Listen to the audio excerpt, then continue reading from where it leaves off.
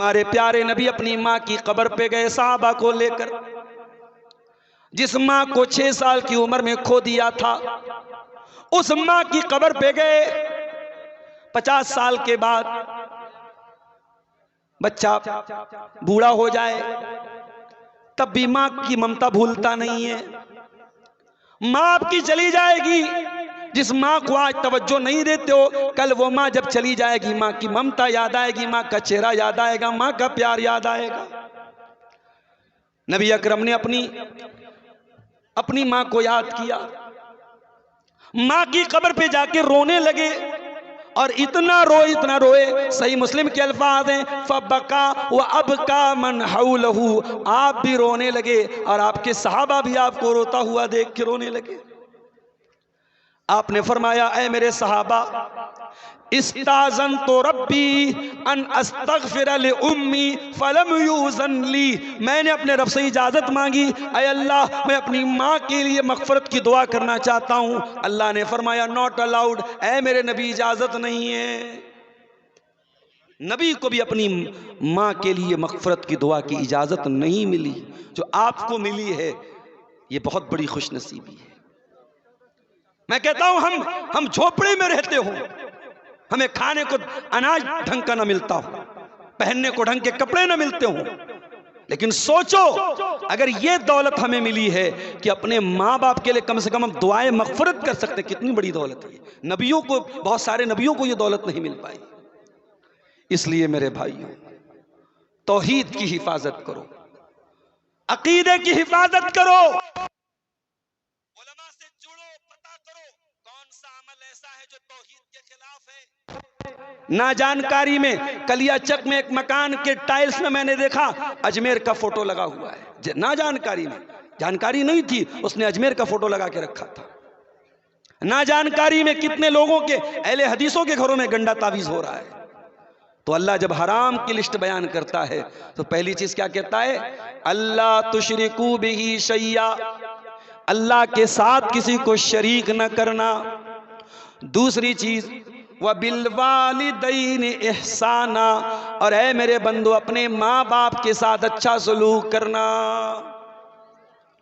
माँ बाप के साथ अच्छा सलूक करना, मरने के बाद नहीं, जिंदगी में अच्छा सलूक करना। मरे हुए माँ की तरफ से मस्जिद में 10 लाख का चंदा दे रहा है और जिंदा थी तो 10 रुपये के लिए मोहताज बना के रखा था। बाप छोटी छोटी जरूरतों के लिए तेरा मोहताज था और तू कभी ध्यान नहीं देता था। बाप मर गया तो मदरसे में चंदा दे रहा है, यतीमों को दान दे रहा है, गरीबों को दान दे रहा है। नहीं मेरे भाई, जिंदगी में कदर करो। अगर आपको बूढ़े माँ बाप मिले हैं और आपको उस बूढ़े और लाचार बाप का पखाना साफ करना पड़ रहा है तो अल्लाह की कसम, दुनिया में लाखों सफाई कर्मी हैं जो इसलिए गंदगी साफ करते को उनको पैसा मिलता है। अरे तू चंद महीने, चंद दिन अपने बाप की गंदगी ये सोच के साफ कर ले कि तेरी जन्नत पक्की हो रही। तेरी माँ अगर बूढ़ी है और तुझे अपने हाथों से अपनी माँ को खाना खिलाना पड़ रहा है तो तू बोझ न समझ, तू परेशानी न समझ। तू कितने सालों तक तेरी माँ अपनी गोद में बिठा के तुझे खिलाया करती थी। मैं एक तरफा बात नहीं करूंगा, शादी के बाद हर घर में सास और बहू का मैटर आता है, शौहर बेचारा परेशान हो जाता है, माँ की बात मानूं कि बीवी की बात मानूं। मैं कहता हूं भाई, एक के पैरों के नीचे जन्नत है और एक के साथ तुझे जन्नत में जाना है। एक शरीके हयात है और एक सबबे हयात है। एक ने तुझे पैदा किया और एक तेरे लिए तेरे बच्चों को पैदा करेगी। एक तेरे भरोसे सब कुछ छोड़ के आई है और एक ने सारी कुर्बानी दे के तुझे पैदा किया है। तुझे बैलेंस करना है, तुझे माँ का भी ख्याल करना है, तुझे बीवी का भी ख्याल करना है। वबिल वालिदैन एहसाना, और ऐ मेरे बंधु अपने माँ बाप के साथ अच्छा सलूक करो। तीसरा हुक्म, 10 बातें मुझको बयान करनी है। जैसे ही 10 बात पूरी होगी टॉपिक खत्म हो जाएगा। और अगर मौलाना जर्जी साहब स्टेज पर आ गए तो वैसे भी बड़ा मसला हो जाता है ना। कहीं कहीं जलसे में ऐसा हुआ कि मेरी तकरीर चल रही है, अब शेख जर्जी साहब आए तो सारी नजरें उनकी तरफ चली गई। तो ये तो नहीं होना चाहिए। मुकर्रिर तवज्जो चाहता है। अगर मैं तकरीर कर रहा हूं, पीछे स्टेज पर भी अगर खुसर पुसर होती है, उससे भी डिस्टर्ब होता है। मैं कहीं कहीं खुतबा देता हूं, गर्मी का मौसम रहता है, लेकिन अगर पंखा ज्यादा तेज आवाज करता है तो मैं पंखा बंद करा देता हूं, क्योंकि मुकर्रिर को सुकून चाहिए। ये हमारे यूट्यूबर हजरात लगाए हैं, अब बीच बीच में पीछे से लोग आवाज देते हैं नीचे करो नीचे करो, मुकर्रिर को डिस्टर्ब होता है। तो अगर शेख जरजीत साहब आ जाएंगे तभी मैं बात खत्म कर दूंगा। तो तीसरी चीज क्या है? वला तक़्तुलू औलादकुम मिन इमलाक। ऐ ईमान वालो, अपनी औलाद को फाका कशी के डर से, ये सोच करके कि वो क्या खाएगी, कत्ल न करो। मां के पेट में आज भी बच्चों को कत्ल किया जा रहा है, एबॉर्शन किया जा रहा है, हमल को जाये किया जा रहा है, गर्भपात किया जा रहा है। 1400 साल पहले बच्चे पैदा होने के बाद कत्ल किए जाते थे, लड़कियां पैदा होने के बाद कत्ल की जाती थी। आज की दुनिया तरक्की कर चुकी है, आज मां के पेट में ही बच्चियों को मारा जा रहा है। वला तक़्तुलू मिन औलादकुम मिन इमलाक, अपनी औलाद को फाका कशी की वजह से, गुर्बत की वजह से कत्ल मत करो। अगर हमल ठहर गया है तो जब तक बहुत क्रिटिकल सिचुएशन ना हो, औरत की जान खतरे में ना हो, हमल को गिराने की इजाजत नहीं है। चाहे वो 1 महीने का हो, चाहे वो 10 दिन का हो। अगर उसके पहले, हमल के पहले एहतियाती तदाबीर इख्तियार की जाएं ताकि भी बच्चों के बीच में गैपिंग हो, वो एक अलग मसला है। लेकिन अगर हमल ठहर चुका है, उसको गिराना ये औलाद का कत्ल है और हराम है मेरे प्यारे साथी। और आगे अल्लाह ने एक अजीब बात कही, फरमाया नहनु नर्ज़ुकुकुम व इय्याहुम, तुमको भी रोजी हम देने वाले, तुम्हारी औलाद को भी रोजी हम देने वाले। तू ये मत समझ के तू खिलाता है, नहीं नहीं नहीं, तू नहीं खिलाता है, अल्लाह खिलाता है। कितने लोग हैं उनके घर में सिर्फ 2 बेटे हैं और अल्लाह तबारक व तआला ने उनको गुर्बत और परेशानी में डाल के रखा है। और कितने लोग हैं उनके 10 बेटे हैं और सब चैन से खा रहे हैं। तो दौलत की तकसीम हमारी औलाद के हिसाब से नहीं है मेरे भाइयों, अल्लाह देता है रोजी। अल्लाह देता है तो जिसके 8 बच्चे हैं उसको भी रोजी मिल रही है, और अल्लाह नहीं देता है तो जिसके घर में 1 भी बेटा नहीं उसको भी परेशानी आती है। तो फरमाया नहनु नर्ज़ुकुकुम व इय्याहुम, उनको भी रोजी हम देते हैं, तुमको भी रोजी हम देते हैं। उसके बाद चौथी चीज, वला तक़रबुल फ़वाहिश मा ज़हर मिन्हा व मा बतन। और ऐ मेरे बंदो, फहश कामों के, अश्लील कामों के, वल्गर कामों के करीब न जाना। अल्लाह अकबर, एक लफ्ज अल्लाह ने इस्तेमाल किया, अल फ़वाहिश, ऑल द वल्गर एक्टिविटीज। अभी अमेरिका में न्यूयॉर्क एक शहर है, वहां एक मुसलमान मेयर जीत गया है, बड़ा सोशल मीडिया पे बड़ा शोर हो रहा है। उसका नाम क्या है भाई? कौन? ममदानी है, ज़ोहरान ममदानी। वो इंडिया, असल में वो इंडिया का रहने वाला है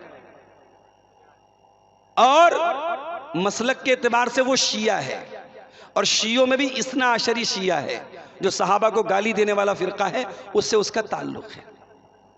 मुसलमान बड़े खुश हो रहे हैं साहब, अमेरिका के इतने बड़े शहर न्यूयॉर्क में एक मुसलमान मेयर बन गया। अभी कल मैं सोशल मीडिया पे पढ़ रहा था कि अमेरिका में वो लोग जिनका ताल्लुक एलजीबीटी से है, जो लेस्बियन और गे, यानी मर्द का मर्द के साथ ताल्लुक और औरत का औरत के साथ ताल्लुक को जो लोग सही मानते हैं, जायज मानते हैं, ज़ोहरान ममदानी कहता है मुझे उनके नजरिए से भी कोई इख्तिलाफ नहीं है, मैं उनके साथ भी खड़ा हूं। और वो लोग जो ये कहते गॉड इज गे, नऊज़ुबिल्लाह नऊज़ुबिल्लाह, जो कहते अल्लाह तबारक व तआला के बारे में कि वो भी गे है, ज़ोहरान ममदानी कहता है मरदूत कि मैं उनके साथ भी खड़ा हूं, और हम बड़े खुश हो रहे साहब वो मुसलमान हैं। तो सोशल मीडिया पर आने वाली हर खबर पर बहुत जल्दी खुश मत हो जाया करो। दुनिया में ऐसे ऐसे खबीस लोग भी हैं जो नऊज़ुबिल्लाह अल्लाह के बारे में ऐसा गंदा अकीदा रखते हैं। दुनिया की बहुत बड़ी गंदगी है मर्द का मर्द के साथ नाजायज, मर्द का मर्द से ताल्लुक बनाना। ये इस अमल की शुरुआत हजरत लूत अलैहिस्सलाम की कौम ने की थी। और जानते हो अजाब क्या उतरा था उनके ऊपर? आसमान से पत्थरों की बारिश हुई थी और पूरी कौम को अल्लाह ने उलट दिया था। उन्होंने अल्लाह के कानून को उल्टा। अल्लाह ने मर्द के लिए औरत को बनाया है, शौहर के लिए बीवी को बनाया है। वो मर्दूद मर्द मर्द के साथ ताल्लुक बनाता था। जब उन्होंने अल्लाह के कानून को उल्टा, अल्लाह ने पूरी बस्ती को उलट दिया। और आज भी अरब के अंदर वो सरजमीन मौजूद है। वहाँ पे एक बहुत ही गंदे पानी का समंदर और गंदे पानी की झील है जिसको डेड सी कहते हैं, बहरे मुर्दार कहते हैं। और जब रिसर्च की गई तो उसके अंदर उस बस्ती के अवशेष पाए गए, उस बस्ती के बाकियात पाए गए। वला तक़रबुल फ़वाहिश, अल्लाह ने कहा खबरदार गंदे कामों के करीब न जाओ। ये ज़िनाकारी गंदा काम, ये बदकारी गंदा काम, ये मर्द का मर्द के साथ ताल्लुक कायम करना गंदा काम, ये मर्द का अपने हाथों से अपनी शर्मगाह के जरिए मनी खारिज करना गंदा काम। जितने वल्गर एक्टिविटीज हैं वो सब इसके अंदर आ गए। वला तक़रबुल फ़वाहिश, हराम और गंदे और गलीज कामों के करीब न जाओ।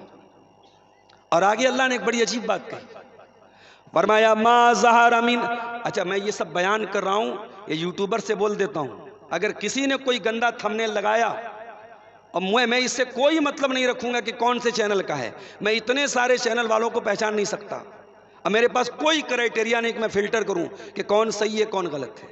अगर आज की तकरीर का कोई भी थंबनेल मेरे पास आया और लोग मेरे पास भेजते हैं, अगर एक भी गंदा थंबनेल आया तो अगले जलसे में आपको बिल्कुल इजाजत नहीं मिलेगी, किसी को भी इजाजत नहीं मिलेगी। तो जितने गंदे काम हैं उन सब के करीब मत जाओ। मा ज़हरा मिन्हा व मा बतन, जो जाहिरी गंदे काम हैं, जो दिख रहे हैं, जो ओपन हैं, उनसे भी बचो। वमा बतना, और जो छुप करके हो रहे हैं, चैटिंग के जरिए हो रहे हैं, सोशल मीडिया पर हो रहे हैं, बंद कमरे में हो रहे हैं, होटलों में हो रहे हैं, पार्कों में हो रहे हैं, उन तमाम गंदे कामों से बचो। एक बेपर्दगी वो है, लड़की घर के बाहर बेपर्दा निकली, सारी दुनिया को नजर आया ये बेपर्दा है।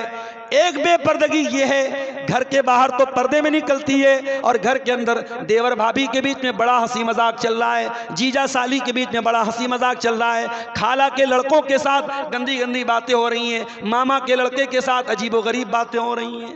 कोई फर्क नहीं है महरम और गैर महरम का। तो अल्लाह ने कहा कि खबरदार फवाहिश के करीब मत जाओ। इसीलिए अल्लाह के नबी कहते हैं कि इब्ने आदम के तमाम पार्ट्स ऑफ बॉडी में जितना जिना अल्लाह ने लिख दिया है, इब्ने आदम उतना जिना करता है।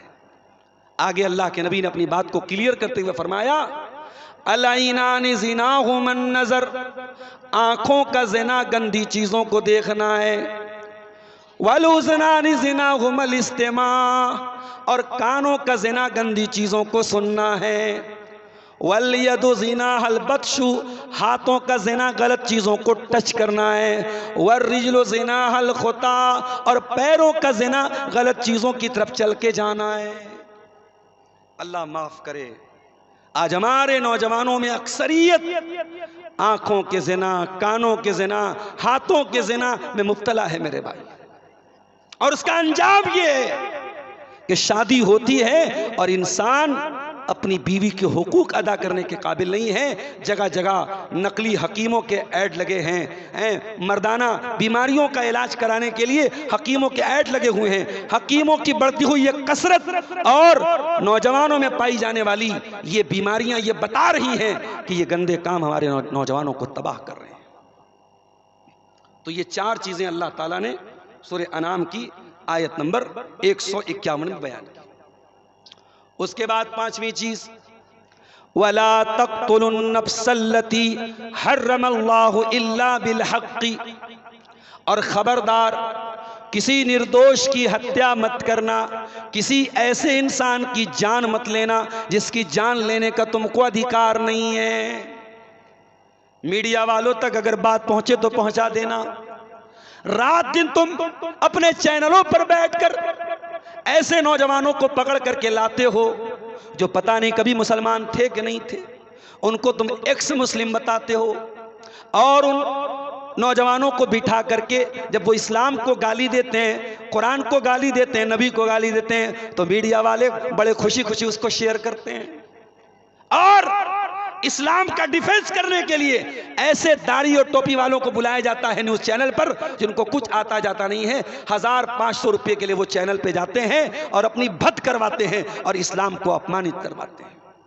मीडिया वालों, अगर दम है और हिम्मत है तो कभी अपने चैनलों पर उन मुसलमानों को भी लाओ जो कभी गैर मुस्लिम थे और अब उन्होंने इस्लाम कबूल किया। जरा उनसे भी पूछो कि उन्होंने दूसरे मजहब में क्या कमी देखी और इस्लाम के अंदर उन्होंने क्या खूबी देखी। और हमारा अकीदा सुन लो, हम अपने आप को इस लायक नहीं समझते कि हम इस्लाम को बचा सकें। दुनिया वाले अपने धर्म को बचाने के लिए यात्राएं निकालें, अपने धर्म को बचाने के लिए जुलूस निकालें। मुसलमान को अपने धर्म को बचाने के लिए कोई जुलूस निकालने की जरूरत नहीं है। ये हमारा धर्म नहीं है, इट्स नॉट अवर रिलीजन, ये हमारा दीन नहीं है, ये अल्लाह का दीन है। और शायर कहता है, नूरे खुदा है कुफ्र की हरकत पे खंदाजन, फूकों से ये चिराग बुझाया न जाएगा। जितना इस्लाम को दबाओगे उतना इस्लाम और उभरेगा। और कुरान कहता है, युरीदून लियुत्फिउ नूरल्लाहि बिअफ़वाहिहिम वल्लाहु मुतिम्मु नूरिही वलौ करिहल काफ़िरून। तुम इस्लाम को बुझाना चाहते हो, इस्लाम की शमा और रोशन होगी, इस्लाम और उभरेगा जितना तुम उसको दबाओगे।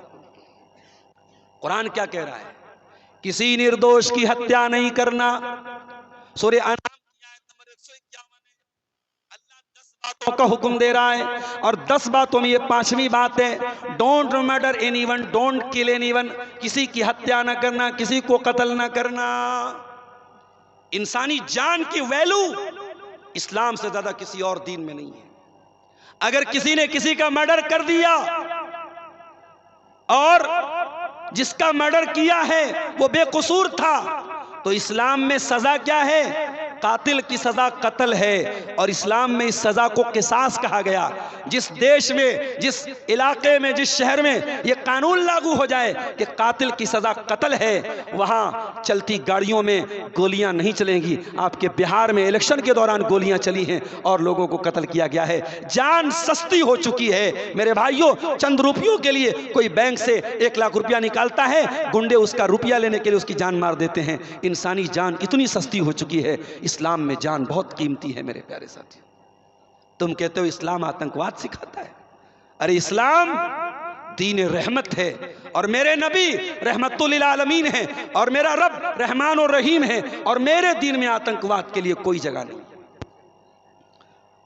उसके बाद आयत नंबर 152 की तरफ आ जाइए। 5 चीजें हो गई। छठी चीज, वला तक़रबू मालल यतीम इल्ला बिल्लती हिया अहसन। किसी यतीम के माल के करीब न जाना। कोई बच्चा जो अनाथ हो गया हो, जिसके पिता का इंतकाल हो गया हो, जो बेचारा यतीम हो गया हो, उसकी प्रॉपर्टी को, उसकी जमीन को, उसकी जायदाद को, उसके पैसे को हड़पने की कोशिश न करना। यहां तो हमारा हाल ये है, कश्ती हमारी डूबी, पानी जहां पे कम था, हमको तो अपनों ने है लूटा, गैरों में कहां दम था। भतीजा यतीम होता है, उसकी जमीन और जायदाद पर सबसे पहले चचा जो है नाक की तरफ फन मार के बैठ जाता है। आज यतीम का हक पहले उसके अपने मारते हैं, उसके घर वाले उसका हक मारते हैं।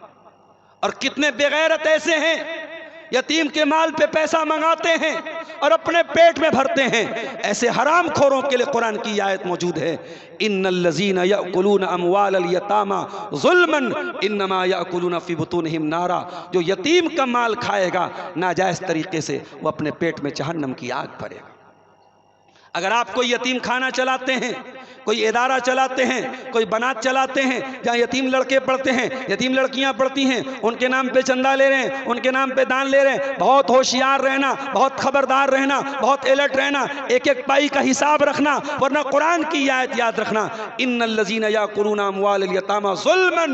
जो यतीम का माल जुल्म करके खाएगा, इन्नमा याकुलूना फ़ी बुतूनिहिम नारा, वो अपने पेट में जहन्नम की आग भरेगा।